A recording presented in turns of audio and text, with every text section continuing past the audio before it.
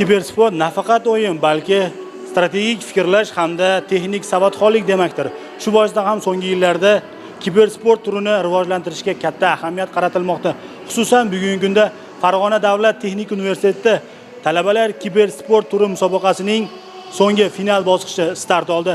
Bu yerda ishtirokchilar albatta Dota 2, Counter Strike hamda Just Dance bo'yicha o'z bilimlarini sinovdan o'tkazishadi. Bugun Farg'ona shahri nafaqat texnika, balki raqamli innovatsiyalar va yoshlar salohiyatining markaziga aylandi. Oliy ta'lim, fan va innovatsiyalar vazirligi hamda Farg'ona viloyat hokimligi hamkorligida tashkil etilgan talabalar kibersport o'yinlari respublika chempionatining final bosqichi tantanali ochilish marosimi bilan boshlandi. Bugungi kundagi o'sha bilimli insonlarni, yoshlarni, talabalarni nafaqat bilim ko'nikmalari, qolaversa raqamlashtirishdagi bilim va ko'nikmalarni ham aniqlash maqsadida biz kibersport yo'nalishi, digital sport yo'nalishlarini hayotga olib kirmoqdamiz. Aynan Dota yo'nalishi bo'yicha, KS bo'yicha, digital futbol, raqs, ya'ni jazz dans yo'nalishi bo'yicha o'tkazilayotgan 4 ta yo'nalish bo'yicha musobaqalarimizga sportchilarimiz hududlardan g'oliblar sifatida yetib kelishgan. Tayyorlangan jihozlar, yo'g'onsa tayyorlangan obyektlar, kompyuterlarning eng zamonaviylari qo'yilganligi, qolaversa bu yerdagi texnik moslamalarning zamonaviy talablarga mosligi bizni albatta quvontirdi. O'ylayman, barcha sportchilarimiz bugun nimaga qodir ekanligini aniqlab ko'rsatamiz va hakamlarimiz tomonidan shaffof aniqlangan sportchilarimiz xalqaro musobaqalarga yo'llanmalarni qo'lga kiritishadi. Final bosqichida Qoraqalpog'iston Respublikasi, Toshkent shahri va barcha viloyatlardan saralab olingan 64 jamoa 300 nafar ishtirokchisi bilan qatnashmoqda. Mene bugun biz Berdaqatdan Qoraqalpoq mamlakatlik universitetining, ya'ni Qoraqalpog'istondan kibersport bo'yicha Just Dance qatnashish uchun keldik.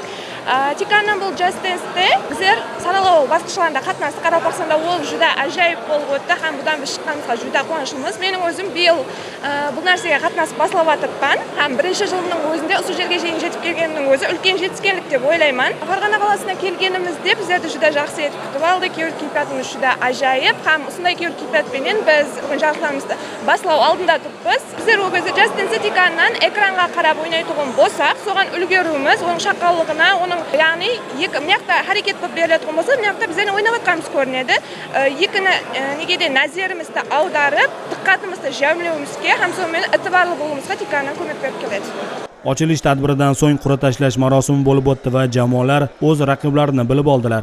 Ma'lumot o'rnida musobaqalarda jami 210 ta oliy ta'lim muassasasidan 44 mingdan ortiq talaba, 3 mingdan ziyod jamoalar ishtirok etishgan. Bu yerda juda ham kuchli jamoalar yig'ilgan. 16 ta jamoa orasida g'olibning qo'lga kiritishga harakat qilmoqdamiz. Dota 2 talabalarga strategik fikrlash hamda tez qaror qabul qilish qobiliyatlarini shakllantirib beradi, hamda ushbu o'yinda amalga oshirilayotgan harakatlarning tezkorligi hamda ma'naviy aqlga tayanganligi sababli bu o'yinda o'ynagan insonlar fandagi bilimlarini tezkor ravishda o'zlashtirish qobiliyatlariga ega bo'lishadi. Navoiy viloyatidan bekorga kelmadik, faqat g'oliblikni qo'lga kiritish uchun keldik.